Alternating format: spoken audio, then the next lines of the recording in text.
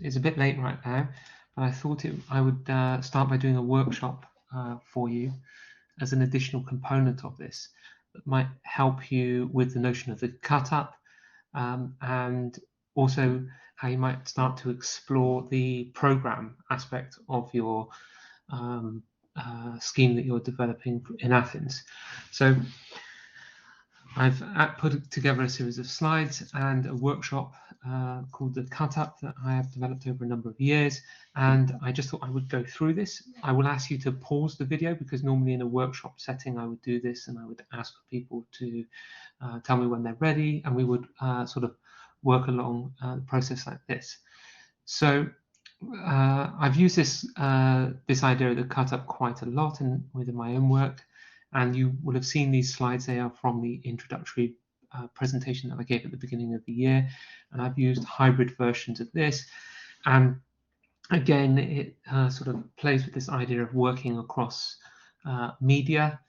So on the right hand side you see a project I did in Birnbeck in 2018, which started to make this hybrid mixed media map, which started to introduce memories of the island on top of a map of the island, and then folded elements of text which I gathered from the participants who were the Birnbeck trustees. And this was very much based on William Burroughs and Brian Geison's folding technique, which is a derivative of the cut-up.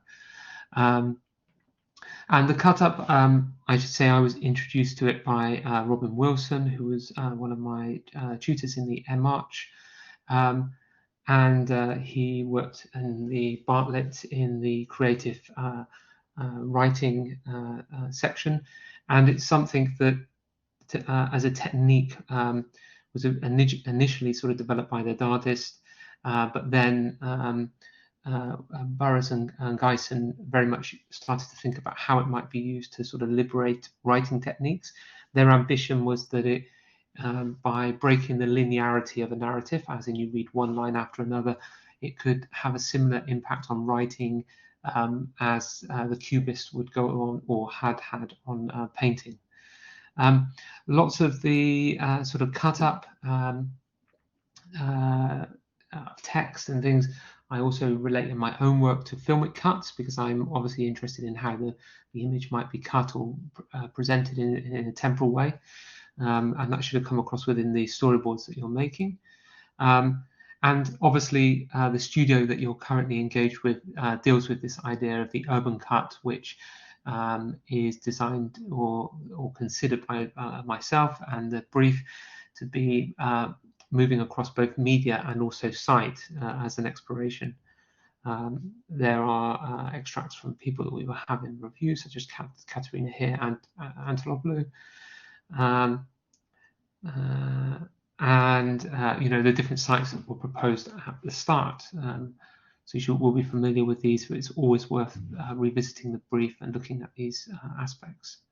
Again, this is Jonas Bear's work from last year.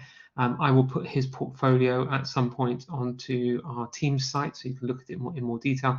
But Jonas very much used the cut-up technique and expanded on it in his own work to look at narratives in terms of protests within the city of Bristol. So he looked at the Bristol bus boycott, the Kill the Bill protest, and the Black Lives Matter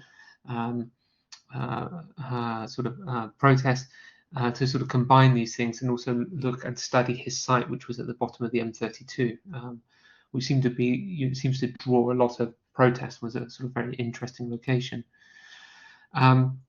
This was also building on what Jonathan Hill was talking about in terms of archive and the idea of time machine. It was also present within the work of Georgia Ball, Ben Watkinson, and Matt Watkinson, and also Jonathan Cohen Crisp within their work, in the way that they started to project media back into their sites, again a form of cutting.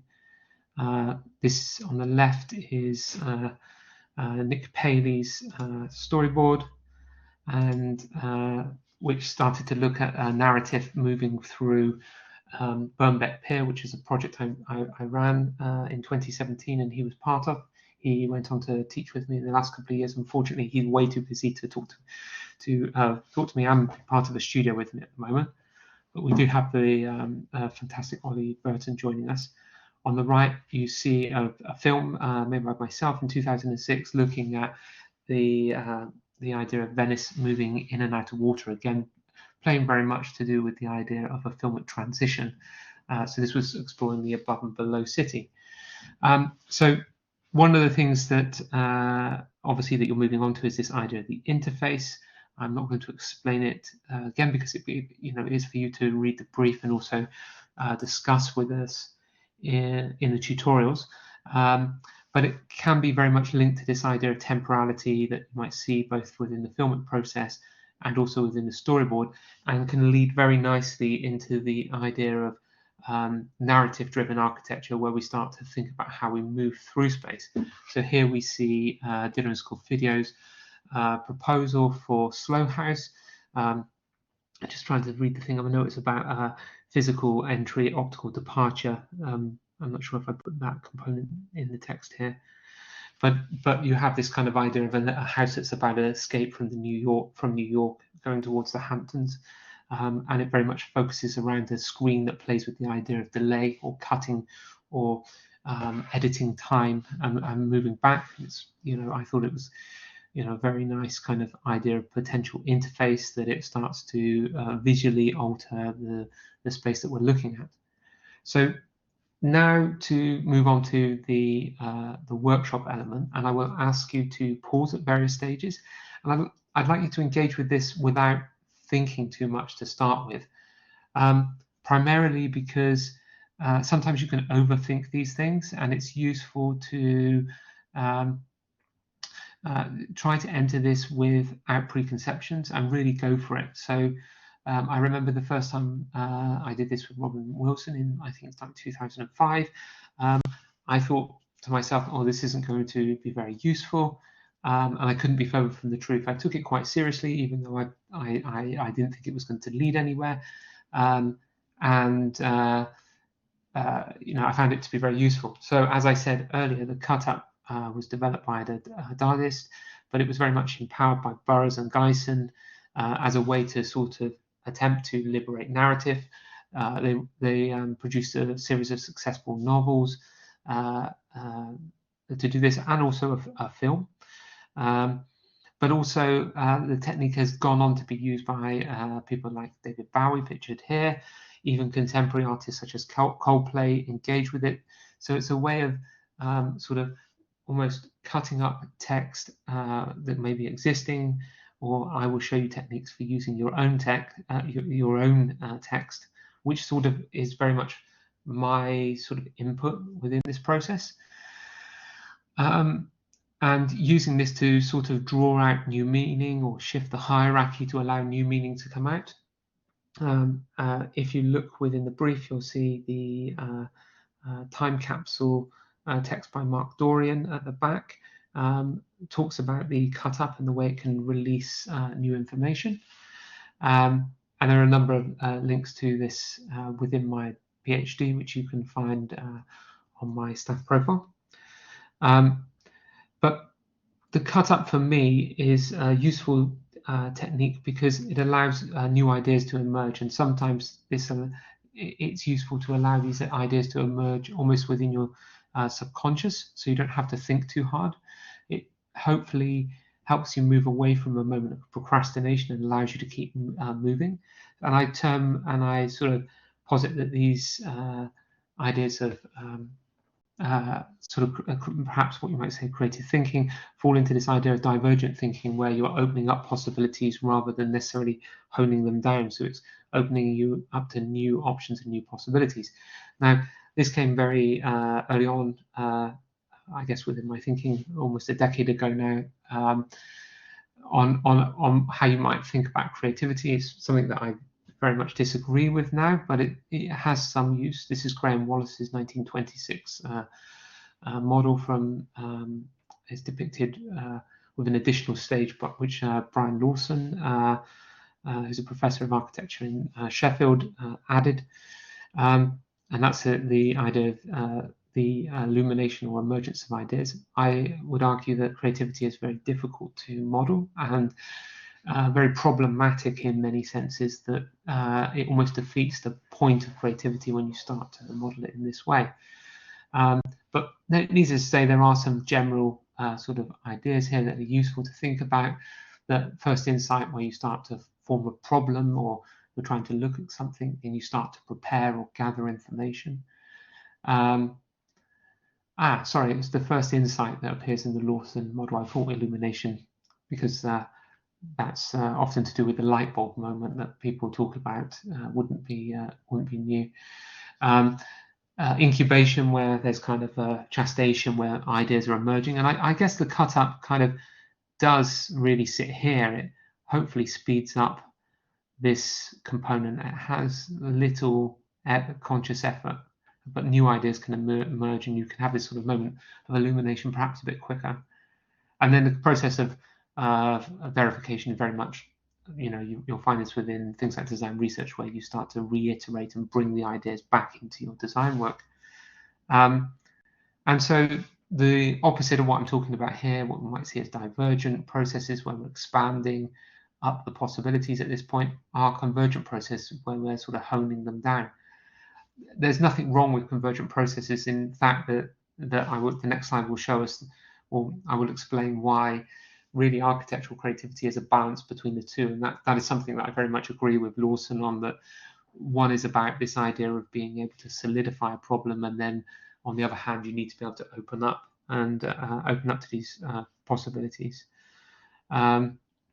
So anyway, the cut up for narrative generation, as I've said before, these are largely sort of photos I've taken from my experience. I'm going to talk you through the workshop and ask you to pause on each one. So I will tell you when to pause. It would be a good idea not to play ahead. So when I say to pause, undertake the exercise or find a way of doing it. You will need a series of materials for this. I'll go over them again. You will want some lined paper, the standard lined paper, normally with 2 punch holes in it. And when I ask you to write, you will be writing on every other line. So you will need lined paper, a pair of scissors, and a pen, obviously, to write on the lined paper. That's about all that you need for this workshop.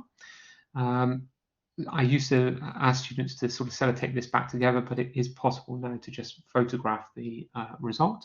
So, but there are a number of other divergent techniques which I may introduce to you in a workshop fashion, or I may just ask you to work on. And divergent techniques I normally think are sort of relatively quick, relatively easy, and relatively successful. So that's how I sort of categorize them. So another one that I find very, very useful is the idea of speed modeling, where you set yourself a period of time and you try to model the spaces that you are looking to develop in 3D with basic materials. So at that point, it's a bit more difficult than the cut up, because you have to gather these things beforehand and then try to make them. This is one of 4 storyboards that I made for a project I made whilst I was a student, looking at a film school. Again, this is playing with the idea of cut within this, because the film that I'd actually made earlier in the year, which came after the Venice project that I showed you earlier, was to do with a market, and I'd been critiqued by Breda Baban, who is a film maker at South Bank. And it was kind of interesting, her critique on how I'd made the film, and I'd extensively used the idea of dissolving the material together, which she felt was more to do with a passage of time rather than movement through space. But she was very intrigued how this developed an idea of collage. But for me, I guess what was most interesting is that my intuition was to use dissolve as an architecture student at the time. But actually, it made me very conscious of how films were then cut together, and this became something that became very interesting to me. After I finished my part 2, I did an MA in Fine Arts, where I did a road trip across America, and I filmed sections of cities and looked at how they might have equivalence with actual space, and how they might with filmic techniques might have an equivalent with actual space. So this sort of process of working at this level sort of expanded and expanded for me. So the characteristics of a divergent process, as I said before, they're easy, quick, and they generate something new. I have another tool which Jonas used, which is a deck of cards which I developed, which are called a divergent deck of cards. I made them in 2016, early within my PhD research, and the idea of these were to give you a prompt when you might be creatively blocked or stuck. So the idea would be that you would take one of these cards and when you were stuck, and you would read it out, and then you would act that card out. So this was a divergent tool that's not the cut up that I developed. And I've just embedded a video version of this because I ended up going almost broke giving them to students who invariably used them or didn't use them. And so Jonas asked me last year, can I make this into a video? So I made this video that plays very, very quickly on YouTube. You just click play and it goes through them very quickly, and then you can just press pause, and it will give you a prompt to perform on this. Just so to give it some context, I based the idea initially on Brian Eno and Peter Schmidt's oblique strategies, which are really, really interesting as well. They're not the only prompts to exist that do this, but they're probably the most prominent and most well known. Interestingly, Eno and Schmidt almost developed these separately, and when they compared them, I think at art school, they were very, very similar. Incredibly interesting. What I've tried to do with mine is I've tried to make them more, I guess, convergent and more relevant to architecture. Eno and Schmidt were working with, Brian Eno was working within the music industry at this point, and it was in particularly a moment when he was working on Roxy Music. It became a useful tool for him to, when he was up against a very hard deadline, to make these cards and prompt him. And he's obviously an incredibly successful music producer and more widely artist. Unfortunately, Peter Schmidt is no longer with us. Was also a quite brilliant painter. So you can click on some of these links. Hopefully they will still work when I place this somewhere. I will try and put this straight away in our shared folder so you have access to it. But yes, this has a series. You can go through. Some of them are a bit extreme, but they start to make you possibly think differently. But this is not today's exercise. This is just another example of a divergent technique, and you may find that this is useful to you. The cards were tested by a number of students, and they can be found on my PhD website. You have to search for them a bit, but they explore the idea of the students were asked to explore fixate, how they diverge, how they incubate, and then potentially how they leap beyond this as a process. Okay, so now we're moving into the start of the workshop. So clear your mind of everything I just said and just do this. So the first thing I'm going to ask you to do is to develop a series of driving words. Now these are ideally again to help you prompt the next stages. So you want to take a 4-piece of paper and make a series of lines on it and write materials, space, and atmosphere. Then what I want you to do is for each of these write three sort of driving words. So you want to think, you know, from your experience of Athens and materials you might like to work with, put those words in.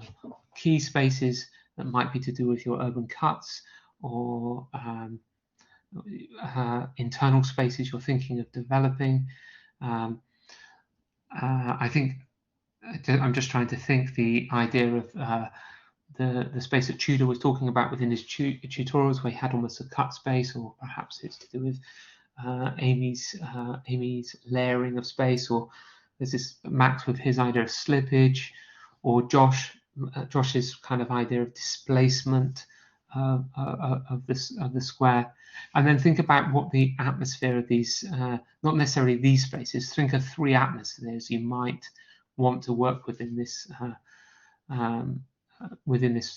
project that you're sort of working on. So don't overthink these, and you can pause, unpause. So if you haven't got these just yet, pause the video now. Okay. So for the next step, this is a series of narratives I would like you to write. Don't overdo this because it could take you rather long. So I want you to take a piece of lined paper. So I don't know why, but I've illustrated this is what a piece of lined paper looks like. And I want you to write on every other line. And I want you to respond to the following narrative. Consider a key space that you might design for this year's project. In a short paragraph, start to describe how you feel as you enter this space. Describe your movement into the space and describe the interior qualities, light, materiality, acoustic, temperature, etc. Where appropriate, use your driving words within the paragraph. So what I want you to do here is to take the driving words potentially. You can obviously add more, but they're there to help you a little bit and introduce them into this. Also introduce thoughts from the project as appropriate. And I just want you to write a paragraph, 3 or 4 sentences on every other line so that later we can cut this up. And this should take in the region of 5 minutes. It could take a little bit longer. It's up to you. Okay, so now I suggest you pause the video until you've completed this part. Okay, so now you're going to see a pattern. We're going to do this 3 times in total. So this is the second narrative. Same thing, another piece of lined paper, not the same piece ideally. So I'm going to take another piece. And I want you to imagine yourself as a visitor to your Reimagine project. At this point, it has been open for 5 years. Using 3 of your driver words, write a short paragraph about going from the wider harbour side. See, apologies, it's a leftover from when I did this previously with the interior architecture. So from the wider context into a key space within your proposal. So it doesn't have to be an exhibition space either. So remove the harbour side and exhibition from your mind and just say wider space into a key space within your proposal. Focus at the end on a key detail in this space. This could be an exhibition space or a space that you've already been considering. I'm sorry that I did edit these before, but I seem to have skipped over this one. So just focus on a key detail in this space, and this, and don't worry about this sentence, but consider how it might be framed by the space. So one more time, I'll try and read it without mistake. Imagine yourself as a visitor to your Reimagine project. At this point, it has been open for 5 years. Using 3 of your driver words, write a short paragraph about going from the wider context into a key space within your proposal. Focus at the end on a key detail in this space and try to frame it within its wider space. And again, so write whatever comes into your mind. Don't worry too much about this, about it making perfect sense, etc. So I want you to pause now and complete this section, and then when you're ready, probably 5 minutes or so, we'll carry on to the final narrative. So hopefully there are no errors in this narrative. We will find out. Again, writing on every other line. Imagine yourself on the opening day of your project. You are giving a tour to the press and explaining how you have worked with the existing context and added new intervening elements to help it function. Using the driver words, describe the materiality of 2 spaces and how they transition between the old and new. So I think there's real opportunity here to consider how the cut sort of may work with these 2 spaces. So again, writing on every line, spend about 5 minutes writing 3 to 4 sentences, pause the video, and then I will carry on. Okay, so cut up. So now, don't go crazy with the scissors. It looks a bit crazy, the big scissors. But I want you to cut the narratives into strips. So I want you to then, when you cut them up, I want you to, before cutting, stop cutting. I want you to photograph these so you have a record of narrative 1, 2, and 3. With your phone, just on the desk, you have them just so in case they're useful to you at a later date, you've got a photographic record. Now cut. No more instructions. Cut away, cut them into strips, cut parallel to the text so it makes sense. The sentences don't cut the other way. There are examples of cut-ups that go the other way as well, but we want to try and maintain the syntax of the line. And then I want you to shuffle all 3 pieces of paper and place them face down on the table so you cannot see the words. Then I want you to randomly take a strip and I want you to place it at the top of your desk or where you're working, and I want you to gradually construct a new narrative. And I want you to do this randomly. I do not want you to look and go, that doesn't make sense with that, or put one back. I want you to take the strips and place them onto the desk in a list in a new order, face up so you can see the text. You can sellotape it, but there's not really a need to do this. You can just carefully frame it with your digital camera. That's fine. Take a photo of this so we have an understanding of what you have. So again, pause the video now. So probably this should be, and continue the video now. So when you have this assemblage, I want you to go through and I want you just to gently edit this. I don't want you to overdo it so it makes complete sense, but I want you to make it flow a bit more. So you can add a bit of grammar, remove a couple of words here and there, and I want you to sort of make this flow. Again, I do have a chapter in my PhD on the cut-up technique, and I do have a number of cut-ups that are from students. You could always have a look at those if that was useful. It's on my staff profile. But what I want you to do is just edit it grammatically. So just to on a separate piece of paper, rewrite out the new narrative with some grammar adjustments. Okay. Then I want you to study your final text from the cut-up and consider how it made you think about your project differently. If it doesn't make you feel crazy, it's always a good idea to read these things aloud. And for me, it had quite a useful effect. Now, when I say talk about next Thursday here, I don't mean this week, I mean the week after. So you don't necessarily have to respond to this by the 9th. This is a new thing that I will ask you to respond to for the 16th. I will start making this available soon.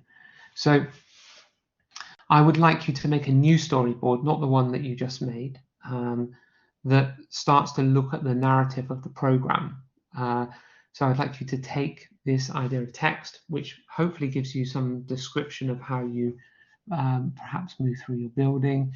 And I would like you to start to break this down into a storyboard. Again, this is a divergent technique, so do humor me on this for a short while and start to do this. And I think one of the things that can be quite useful here is that you take stills from your film or from your earlier work and you start to integrate them into the storyboard. So the whole idea of this of the brief urban cuts and moving across media is that you start to sort of work across and between media. So this idea that this storyboard can again be a degree of collage of something that you're moving across, and how you might work with it to generate a storyboard.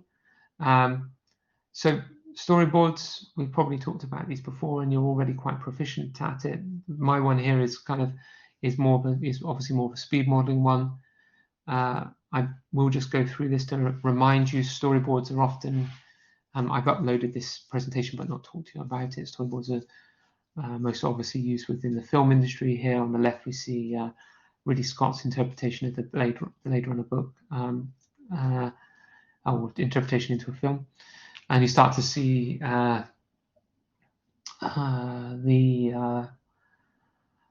Corp building. I can't think what it's called. Tyrrell Corp building, sort of portrayed at different scales within the dystopian city of Los Angeles, and it's interesting to see how that is then enacted out into the film. Some of these can be quite interesting. Again, this workshop was made for IA students, or I remade it for IA students this year. I've run it multiple times with MArch. This is Pamela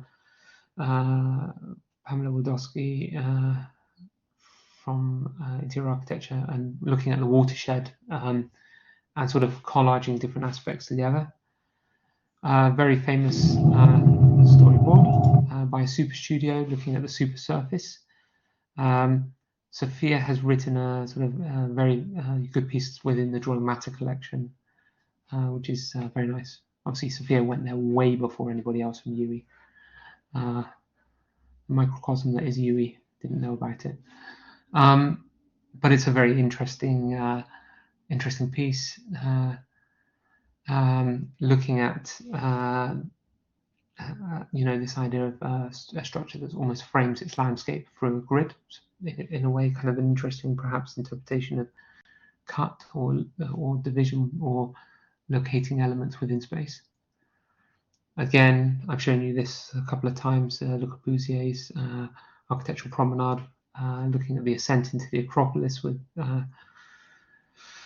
as almost like a storyboard in itself.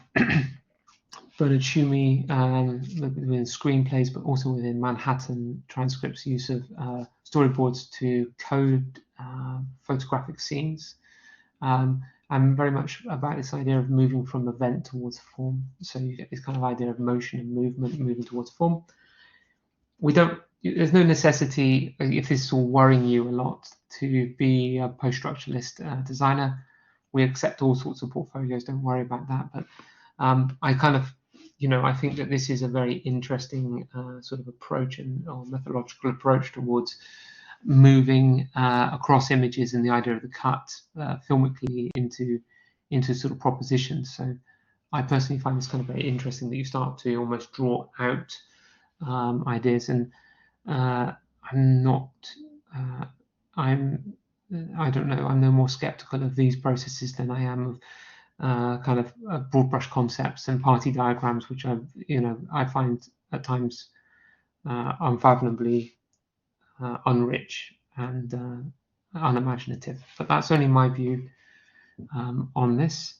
Again, Tschumi with the Fresnoi, which is a large sort of warehouse building, which you see storyboard here.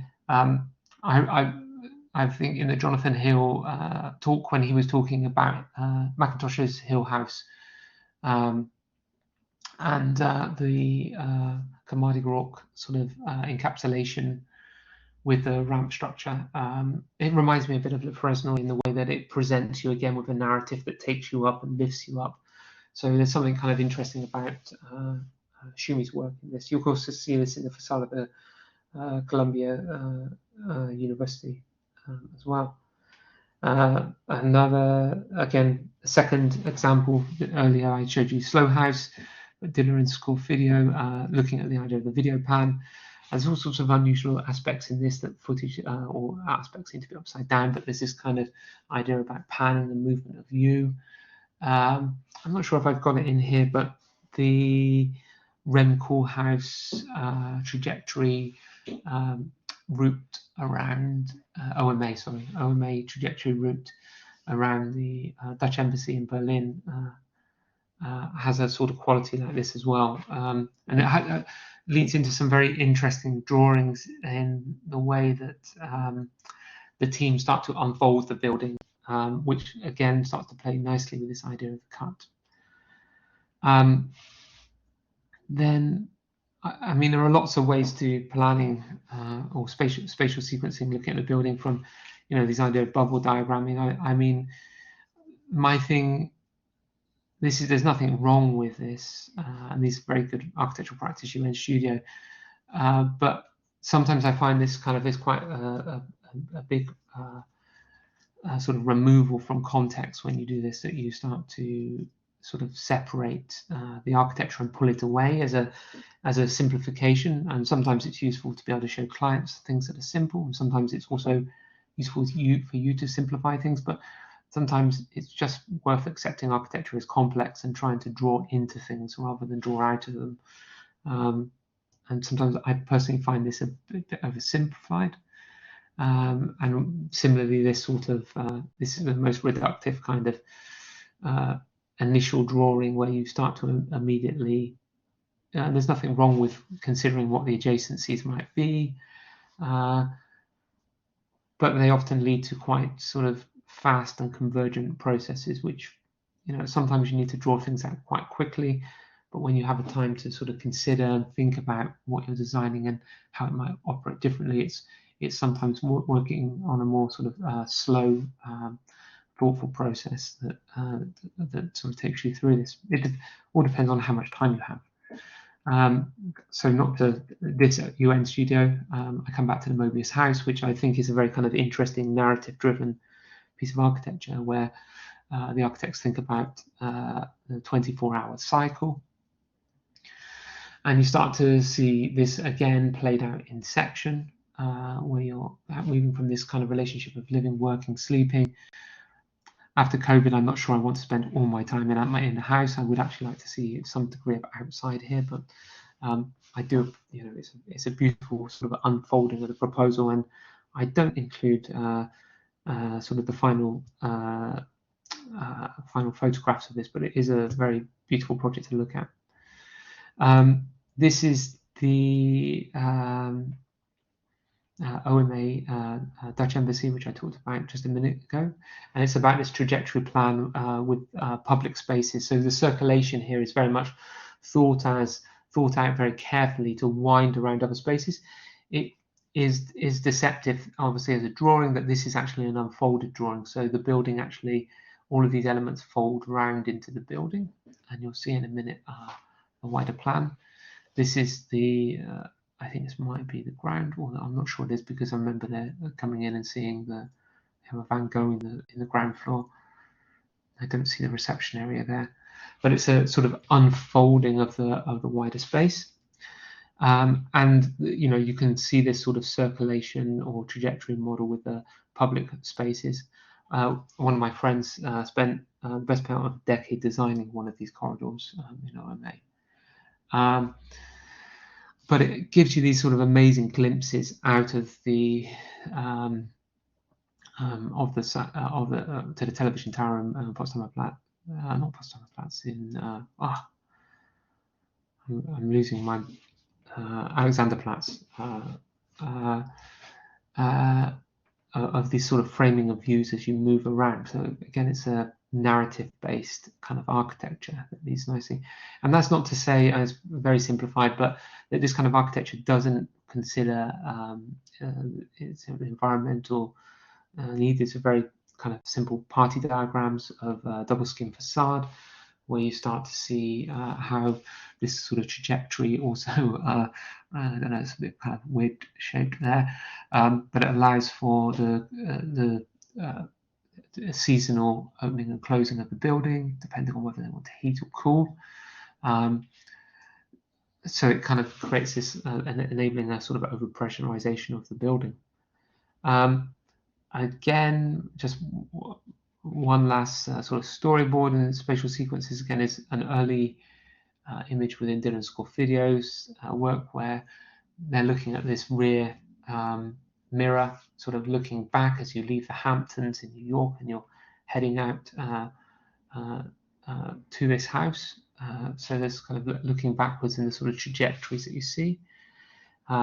An interesting kind of filmic model that starts to suggest these sections and movements through space. Again, you might consider this a way of constructing an interface almost, that you start to extract and you draw out details of how they might interact. That might be a very interesting way to look at the interface artifact that I'm asking you to produce. A plan which kind of concerns itself with this idea of the slow entry and approach and the angles that set up this view I was talking about right at the beginning of the lake and the television. So from that, you get some idea of the storyboard. I don't need to go through this aspect again, but this is the the basics of the storyboard, that you start to sort of plot these things out. But first of all, do the cut up, and then consider how you might sort of push the cut up back into a sequence of spaces. So try to sort of bring them back into a sequence of spaces and consider how they might sit on the site. And it might be something that's, ideally you want to make something that's more of a composite drawing, that starts to sort of consider how these things come together.